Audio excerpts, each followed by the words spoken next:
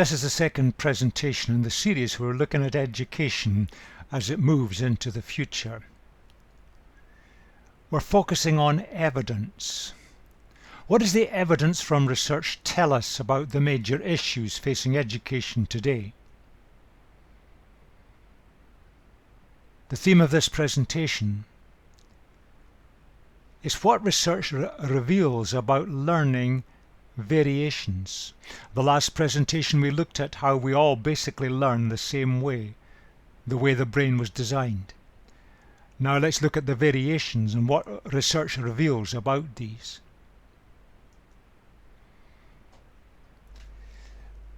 We raised the question in the last presentation about what is learning. We need an agreed understanding for this. The traditional view was that the teacher just poured information into the heads of the learners, and the good learners were those that absorbed the information and could recall it in the examinations. That's not education. I suggested we could look at education in terms of three broad areas, and these are just examples. Gaining understanding. And the evidence of understanding is being able to use our understanding in some situation in life. Knowing things and never being able to use them is of no purpose or point. But of course we want education to develop skills, a wide range of skills. There are a few put up here: thinking skills, practical skills, intellectual skills, personal skills, social skills, confidence in learning. But education also has an aim of developing attitudes, or allowing attitudes to evolve naturally, positive attitudes towards learning, an appreciation of what their role is as a learner, what the role of the teacher is, and the teacher needs to understand these as well. Here are some of the goals for education for today, but the central skill is understanding. And the evidence for understanding is being able to use that understanding and apply it in a novel situation, despite what Bloom has said. The central skill is understanding. And with that in mind, we looked at the principles by which understanding was gained. Learning is not really involving memorization, ever more information, although that is very much a public image in many countries, and it dominates the kind of quiz shows that are common on television. Recalling things quickly and reliably. That's not really understanding. That's not really learning. That's not really meaningful. Learning involves making sense of the world around, everything in the world, from the way the world works, right across to relationships, the way societies work, nations work, it can go on. Making sense of the world around us, that's understanding. There's a broad aim for education. We're seeking to enable every learner to develop their full potential in whatever way is appropriate for them. And different people have different interests, different career prospects, different ways of life, different backgrounds and contexts. Developing their full potential, not just stuffing their heads full of information. We're trying to equip the learners for life beyond education. What goes on in schools and universities is not detached from the world around. It's not just stuffing our heads full of information to be memorized. We're looking at life, making sense of it, equipping people to function in life, to give to society, fully and completely. These are better pictures of what education's all about, but it centers on understanding. We presented this famous model, the information processing model. All the time, all of us, we're surrounded by events, observations and instructions. Information bombards us every waking moment of the day. We select. Perception filter, sometimes known as a sensory memory. That does the selection. And only a tiny amount of what comes battering at us gets into the working memory. That's the bit of the brain that works. When we've worked on things, we may or may not store it. We can draw things that we've stored back to help us work on things. But the long-term memory contains knowledge, understandings, attitudes, feelings, biases, a massive complex matrix of everything that we've ever learned. But what we've got from the past controls how we select. And if we've got a biased view about something, then it will bias what's selected into the working memory. That will happen with the students in front of us in the class, and we won't know it's happening unless we understand their biases. And it will take a long time to find them all out. So different students take into their working memories different things from what we give to them. We've got to recognize that, check on it, so that they can get understandings that are meaningful and helpful. Now, this model is not just someone's bright idea. It's not just an opinion. It's not an assertion. You'll find it all over literature, different variations of layout and names perhaps, but the same basic idea is there. It's been in the literature for decades because it's based on extensive evidence. Evidence that can be replicated again and again and again. It ties in with education, psychology and medical studies. And there's evidence that's come from all of them, based on extensive evidence. But it goes one step further. People have used this model to predict and to say, what if we change this? What does the model predict will be the change? So far the model has predicted correctly. So it's very well founded, very strong, and it should be a central thing that's taught in all teacher education, and we should all be aware of it if we're involved in teaching and learning at any level. The last presentation we focused on the working memory. The medical profession can tell us where it is. It's not just a figment of our imagination, it has a location. What we do know is we can measure the capacity very easily, very reliably, culture-free, language-free. It's very simple. And it's got a fixed finite capacity. You can't change what you've been given. It grows with age up to 16, then what you've got at 16 remains with you for the rest of life. You can't expand it. It's just the way your brain has been wired. The average is that your working memory can hold or handle 7 chunks of information. It's what you see as one unit of information.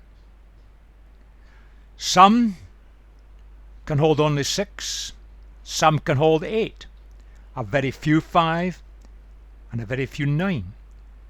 But almost everybody, it lies between 5 and 9. There are 1 or 2 outliers beyond that, but it's just a normal distribution. You can't change what you've got, and it's where you do your mental work. 3 processes are critical that are done in the working memory. That's where you think, that's where you understand, that's where you work out how to solve problems. And most of the brain is just one great storage, the long-term memory, of apparent infinite capacity. But the working memory has this restricted size. We've got to learn to work within it. Nothing to do with intelligence or ability. Perhaps ability or intelligence might be related to how efficiently we can work within it. But the working memory is central to all learning. We saw the overall pattern is, this is true for all humans, we're pattern seeking, sense making, we're full of curiosity, we're highly creative and questioning. But we do develop cognitively with age to about age 16. The working memory grows. The findings of Piaget tie into the research on working memory.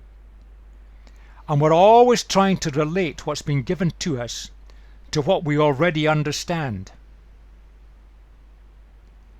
We're trying to make sense of it and richer understandings. And we do also all sorts of creative approaches to gain this understanding. It's a social activity. We do it together. Language is a key tool that makes it possible. And the teaching strategies we use don't link neatly to the student learning success. It's the way we use the teaching strategies that is important. If we use the teaching strategies within the limitations of working memories of our students, we get great success. If it goes beyond the working memory capacities and overloads them, we don't get success. It isn't the strategy that's central, how we use it. Working memory is critical, and the natural thing is to construct understandings. You can't construct knowledge. Knowledge is there whether we know it or not. You construct your understanding of the knowledge. That's the natural way we human beings learn. And understanding is central to all education. We finished the last presentation by pointing out the single most important finding in all of this. Is that the working memory, that small space in the brain of limited capacity, that's where we think, that's where we understand, that's where we solve problems, and there's nowhere else we can do it. And the capacity of the working memory has a controlling effect on all learning and indeed all assessment success. The evidence is very, very strong, and there are hundreds of studies that have looked at this. If we get working memory as the central thing in our thinking as teachers and in all teacher training, we've made a great stride forward in understanding how we can help our students towards greater success.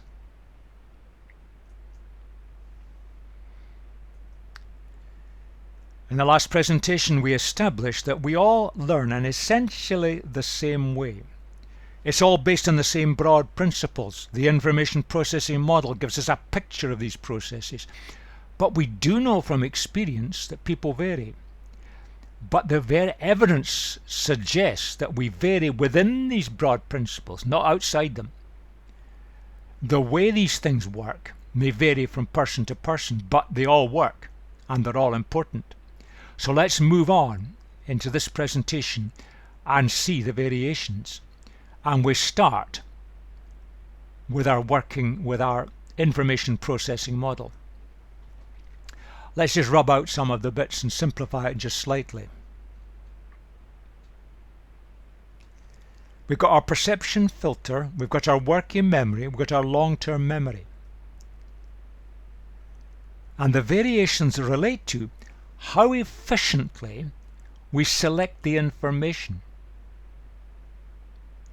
Because if we do it efficiently, it reduces working memory overload possibilities, and we get better understanding. What do we mean by efficiently?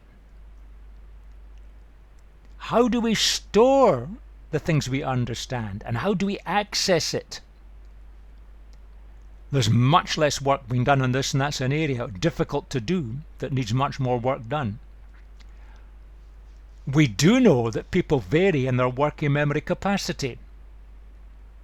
The average is about 7.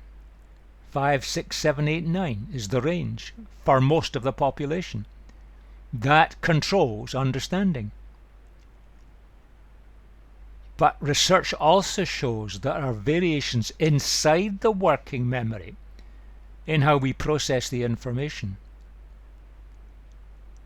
So these are the areas where there are variations that give us learner characteristics, would give us the variations in the way we learn.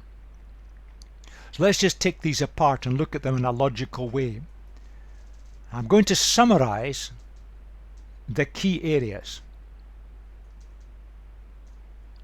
Now, one important feature for which there's an enormous literature now, a huge amount of research, the ability to select what is relevant for the task in hand. Now, the formal title of that is field dependency. You'll meet it in literature as field dependent or field independent. Field dependency. How well we select. Most adults have a capacity between 5 and 9, but there's variation between these, and the variations control understanding and assessment success. When we come to process inside the working memory, some people do it more symbolically, others more visual spatially. And there's a lot of research, very clever research being done in that area. So we can process visually or symbolically. And in how we store, and there's a lot of work needs to be done on this, it appears that some people store things more symbolically using symbols of language and number, others more visual spatially in terms of relationships between ideas. And some people are able to link things better than others, therefore you can find them more easily. So we can summarize it that way, but there's very useful work being done in relation to convergency and divergency, where there are now standard tests. So with that in background picture in mind, let us move into this area and start looking at field dependency. You arrive at the airport, you've been delayed, you're in a hurry, you're needing your flight. Now all the information on the boards is important, but you need to focus on what's important for you for the particular task you've got, which is to find where to log in your luggage and where to go into the departure lounge. So field dependency involves being able to see what's important for the task in hand, ignoring what's not important for that task in hand. It may be important, but not for you, for the task that you're faced with. Now this work goes back to the brilliant research carried out by Herman Witkin. Here an analogy, a picture. Think of an old radio tuner. You could tune the dial to get the station you wanted. You select the desired signal while the noise, the fuzz, is screened out and ignored. He used that as an analogy, a picture of the field independent learner. Someone's got good field dependency, is able to focus in on the signal, what's really important, what's essential for the task in hand, and therefore doesn't clutter up the working with memory with all sorts of other bits and pieces. You could picture it that way. The lower picture is the pattern with all the noise, the extraneous noise in the radio signal, where the top one shows the central pattern, taking away all the noise, the extra bits and pieces, so that you can see the pattern clearly. There's a test for this. Works utterly reliably, totally valid, and it works in any culture. It's a standard test, and it involves being able to pinpoint key shapes in a complex matrix of lines and shapes. Now, one of the things that Witkin found, which did surprise his research team, is that this field dependency seems to be a kind of constant in people. It seems to apply right across their whole being. So when you get a test result in one area, it seems to apply in every area.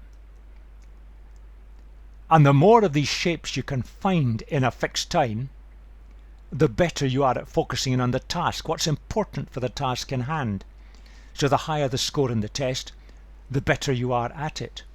This test has been used extensively within education. Now here's an example item. There's the picture of shapes and lines. You're told to find that shape.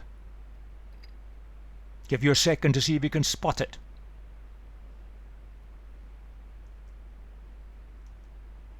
Then you just draw it in with a pen or a pencil. You get it right, you get a mark. And there are 20 of these exercises to do in a fixed time. The more you can do correctly in the time, the more field independent you are. And the results are very well established. Those who are good at this, who can focus on what's important, ignoring the extra bits and pieces of information, they always score better in tests at university and school level. Always.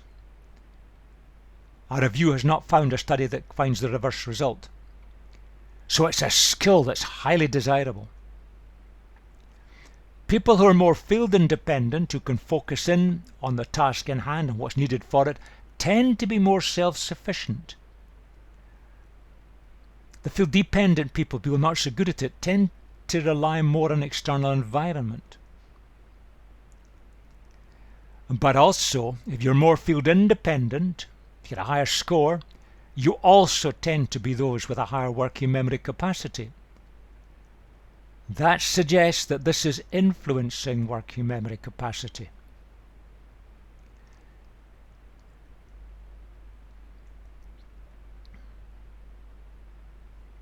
So let's link them together. There are many studies that have done this. I pick a very old one here. With school students, so the average at 6 is not the 7 because they hadn't reached the age of 16. They were about average age 14. And the average performance in a test looked like this. That's the average performance of quite a big sample of students in a test, depending whether they're field dependent, intermediate or independent. Put them into 3 groups.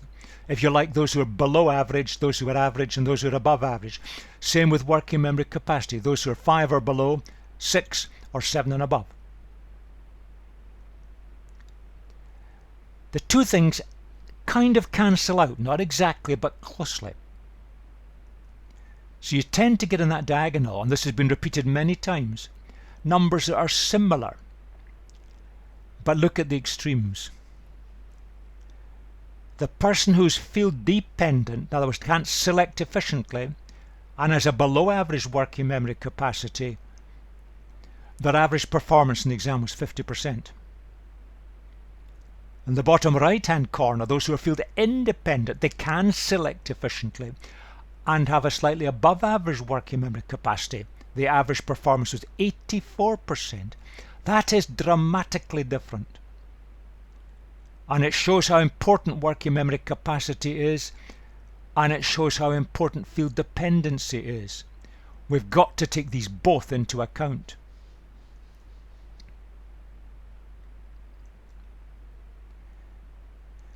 Now here's a study that looked at field dependency in mathematics scores. The sample sizes have been put in here. The total is big. The correlation, remember correlation is association, between performance in maths and their extent of field dependency, the average is 0.32. Now the values that you get don't mean very much. It depends on the actual test for that age group, or the way the mathematics questions have been set. So we can't draw any conclusions from that. Now, we know that from other reasons.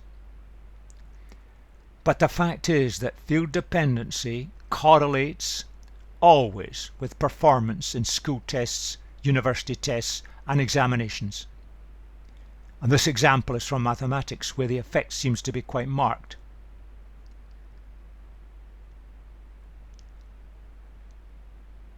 So field dependency is important in controlling performance, and it seems to be important in understanding as well. With age, there's the pattern that one study has found recently. Now if that is replicated, it suggests that it grows with age, but the rate of growth kind of flattens off. Maybe when you're getting into adulthood it doesn't seem to grow so much, but that's still to be confirmed. There's a study waiting to be done. And there's a lot of sample for that, because you've got to do it to every age group. And it's highly significant. That didn't happen by chance.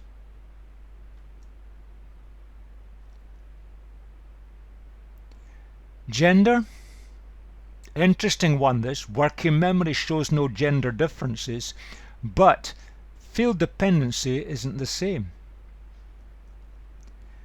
Big samples. The girls perform better. Slightly wider standard deviation. The t-test value is highly significant.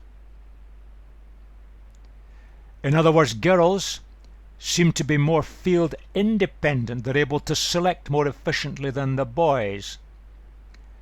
Now that may just reflect the rate at which girls mature is quicker than boys, and that may tie into the age thing. But there's a difference there, and that difference needs to be looked at, and boys may need to be helped more than the girls.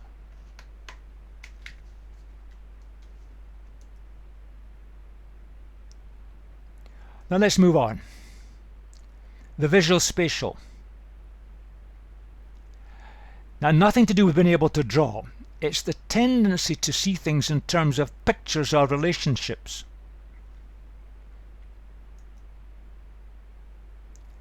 Now, this is a kind of imperfect picture, but we could describe a symbolics learner tends to see things in terms of language and number and symbols.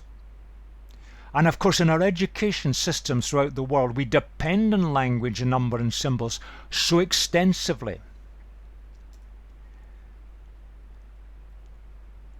But there's no evidence these are opposites.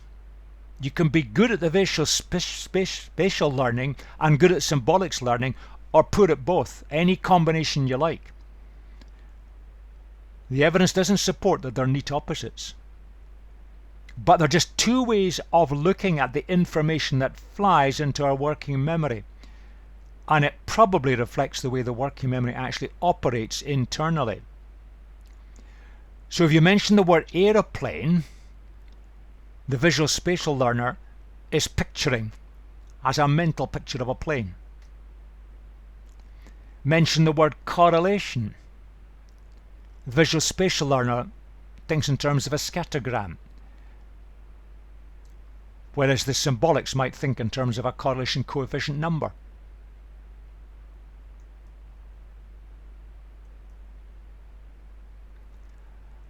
Now let's go back to our information processing model. There's the working memory and the long-term memory. We know that within the working memory there are subroutines. So it maybe is the visual spatialist to do with the way we are processing things in the working memory, but it also could be the way we store things in the long-term memory, and it could be one related to the other, which is probably the most likely. See, what we do know is, and this is the work of Alan Baddeley, his brilliant work, he has shown that there are separate functions within the working memory. Two of them are the visual spatial function and the sound and vocalization function. And the working memory seems to handle these differently. Perhaps there are those for whom the visual spatial function works rather well. And there are those, the sound vocalization, that's the symbolics, works rather well. And that gives the origin of it. And then depending which one dominates, depends on how it's stored. But that needs to be researched further. So it's been hypothesized that the information that's stored visually as relationships, it generates more links and it makes recall easier. And there's clear evidence that recalling things from the long-term memory is tightly linked to the number of links between ideas. And of course, our relationship carries a lot of things into one picture. The links are almost built into it.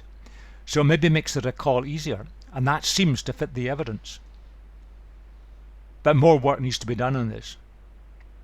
One key person from the educational side is Linda Silverman.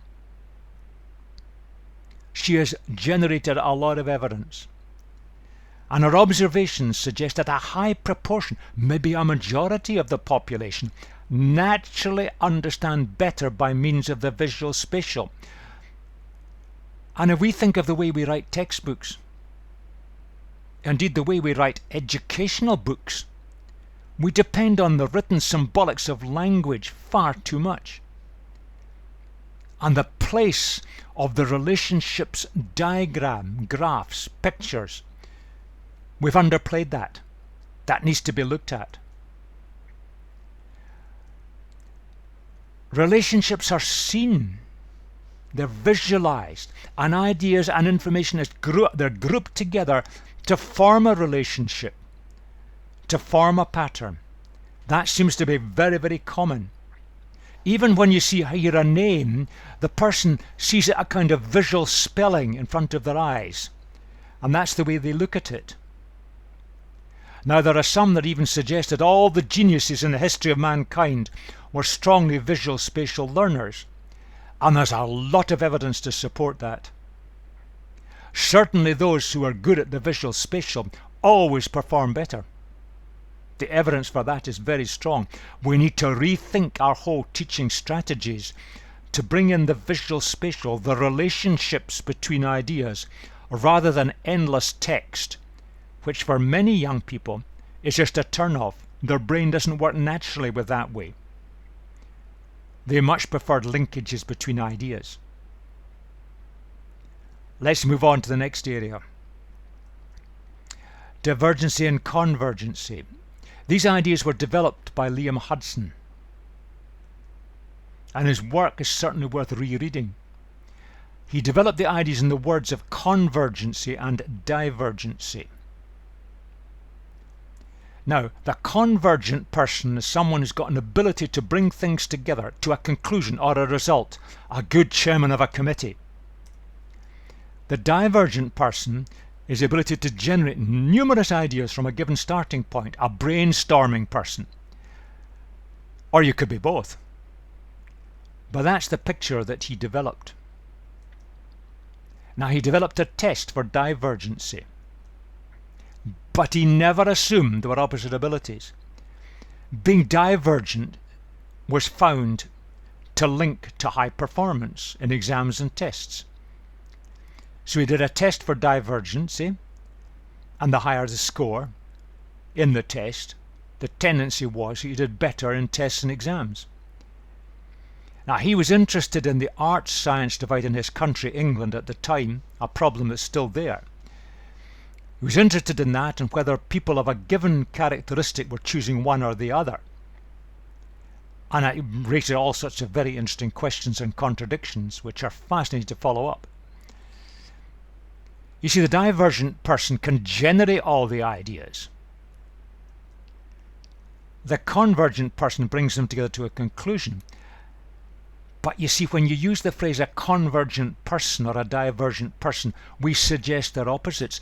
And the tragedy was, education assumed they were opposites.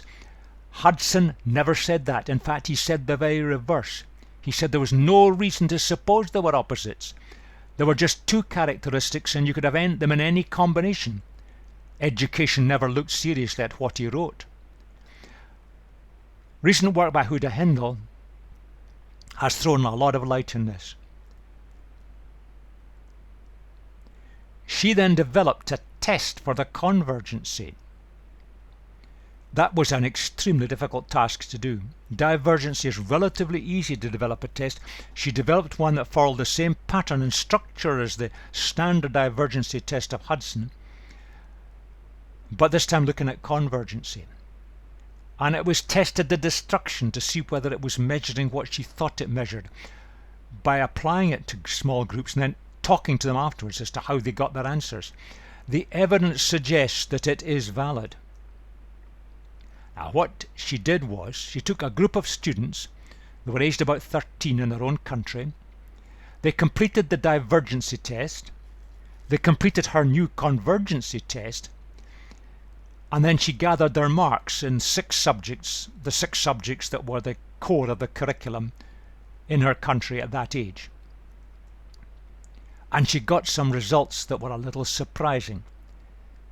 She also tied it into the visual spatial test. She developed one of these too. So let's just take them. You could take it with any subject, but I've taken it with regard to the science marks. Very big sample. The Pearson correlation with all 3, all significant, highly significant. In other words, those who were convergent did best at science, those who were divergent did best at science, and those who were visual spatial did best at science. Now that pattern there was repeated in varying degrees across all the subjects, but was very marked in the science area. She then looked at the divergency test and the convergency test, but she also had the visual spatial test, which she also developed. And she found that the performance in the 3 tests correlated with each other. At that point, it's a bit mind-blowing. What on earth's going on? Everything seems to correlate with everything else positively. But the convergency-divergency one that interests us here, and that supported what Hudson had said decades ago when he said the two things are just two characteristics. They're not opposites. Because she found that those who were more convergent also tend to be more divergent. Very interesting, and not always easy to explain. Now, it was repeated in a different country, and the same patterns emerged, so it looks like this is a sound finding, this time in the context of mathematics.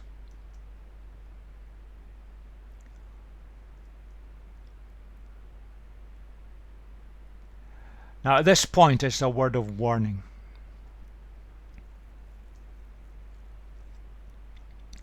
You'll find in the literature all sorts of descriptions of what are known as learning styles, sometimes called cognitive styles, and sometimes the two are confused. Someone has gathered all the descriptions everywhere and found there were 27 learning styles had actually been quoted by somebody. Now, what research has shown subsequently is they're all essentially human inventions. Clever ideas of clever people. They don't seem to have any real basis in reality with the way people work or learn. Be very cautious of these claims. Look at the evidence behind them, because many of them are just logical analyses. And there are many things in this life that don't lend themselves to that kind of analysis. They're counterintuitive.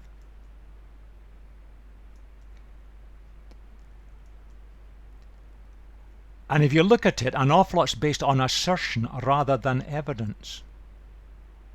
And then people then quote the original assertion, and then someone quotes the quote, and someone quotes the quote that quotes the quote, and it seems to be true. Education is full of that, and it's a real danger. The other problem is that a lot of people assumed that certain characteristics were opposites, like convergency, divergency, where the originator of these, in his rigorous work, said they were not. And Huda Hindle in her work has shown that they're not, because they correlate. And people have confused learning styles with cognitive styles. There may be some evidence for the latter, and there's not much for the former. And then people have confused these styles and think that people choose the style that they like. Where's the evidence? And then they go on to suggest we should get measurements to measure the styles and then teach them accordingly. Now, if you've got even 10 styles and a class of 30 or 40 students, it means you've got to teach every lesson 30 or 40 times. That's a complete impossibility. And they measure the styles of questionnaires, and the validity of these is shot to ribbons by the evidence. We're on dangerous ground here. Let's look at positively at this, the better way forward. And I'm taking this work from the work of Hindle. She used the phrase learner characteristics. With careful analysis, she suggested, not asserted, suggested, there are three origins of these characteristics. Either the genetic, it's the way you've been built. Now, working memory is certainly that way. Although working memory is not usually thought of as a learner characteristic, but we do vary in our capacity. Others are open to learning that we've learned certain ways of working. Now, it could be formally within a school or university, or it could just be by wider life experiences. Now, there's evidence to support that. And they could be matters of choice, but that's highly unlikely on its own. We don't always choose the best way, and often we don't know what we're choosing or why we're choosing it. But these are not mutually exclusive, and she pointed out that these possibilities could all be true, in any combination, in any proportion. But it raises very interesting questions for us in education. If it's genetic, you can't change it. If it's open to learning, then we need to know how to teach it so that we can help the learners to learn things that are useful. If it's a matter of choice, maybe we need some sort of guidance and support. But it could be all three. Learner characteristics. Ignore cognitive styles. Take that description. It's safer. It focuses on the learner rather than some fictitious made-up style. Don't assume they're matters of choice. Never try to measure them using questions. In fact, questionnaires should rarely be used in education. They're used far too often. They only gather opinions, and they're not usually valid anyway. There are standard tests for most of these learner characteristics. Some of them have been known for decades. We know how to interpret them. They've been validated and reliability checked. We know they're culture free. Use them. They're widely available.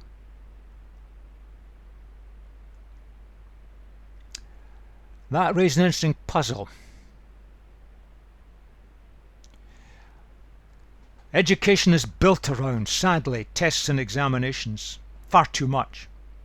But they're there. If you look at the 5 characteristics that we've touched upon here, although working memory capacity we know is entirely genetic, so it's not really a characteristic. But if we look at these 5 characteristics, all of them, when you measure them with the test, the standardized test, which are available for all of them correlate significantly with performance in academic subjects at university and school level. There's the range of the ones I've found in the literature.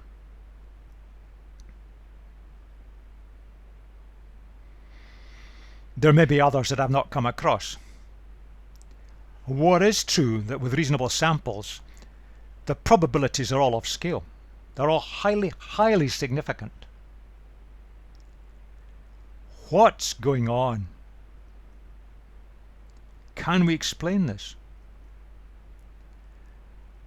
Now, if you look at the references to Huda Hendel's work, she has attempted to get at explanations. Now, they're suggested possibilities, but these are certainly worth research and exploration.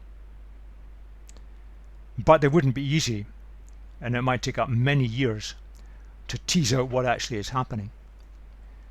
But it gives us a big research agenda. It raises further questions. Is this actually nothing to do with learning? Is it to do with the way we test today? Our tests are faulty. We're giving an unfair advantage to some learners. Now, if we happen to give a test that gives an unfair advantage to those with a higher than average working memory, we're being unfair to those who have been genetically born with a lower working memory capacity. And remember, working memory capacity has nothing to do with ability or intelligence. It's the way we use our working memory that probably is related to these things. So are we being unfair in our testing procedures today? Now there's an interesting piece of research that would take a decade or two to follow through. Can these characteristics be developed in some way? They seem useful. They seem to bring benefit universally. Working memory we know can't be developed, but can we develop the other 4 in some way? Can we encourage them? Now with field dependency there is a lot of circumstantial evidence that suggests we can develop it. That's worth looking up, following up, exploring further. But the visual spatial probably is the one that holds the key. But that would be difficult to get at, take a lot of research. Now that's the jackpot question. Is there some combination of these learner characteristics? And there might be a 6th one for all we know. These are the ones where we've done a lot of work worldwide and where there is research evidence that's well established. But is there some combination of them that if you've got a high performance combination of them, is that some sort of definition or description of high ability? You're going to do well academically with some combination, or is one of them more critical than any other one? Now that would require again a lot of research. Now there's some real research issues for the future which could be quantitative, precise, but would really open the door to helping education forward worldwide.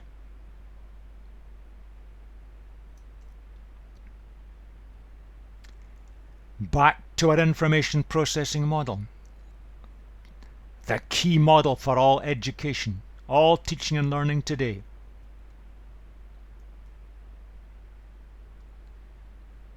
You see, we all learn in the same basic way. We all follow that model. The variations are in the details. The variations relate to how we select, how the working memory works, how we store.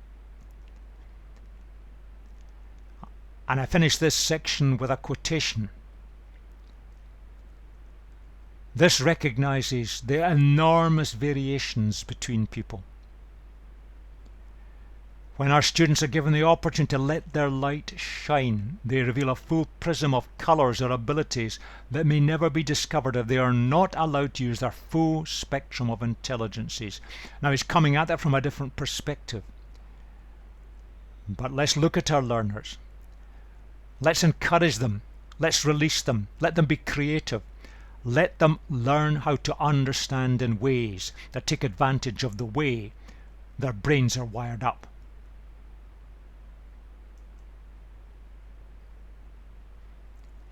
The future holds infinite possibilities. There's a vision. There's a potential. And there's a research agenda.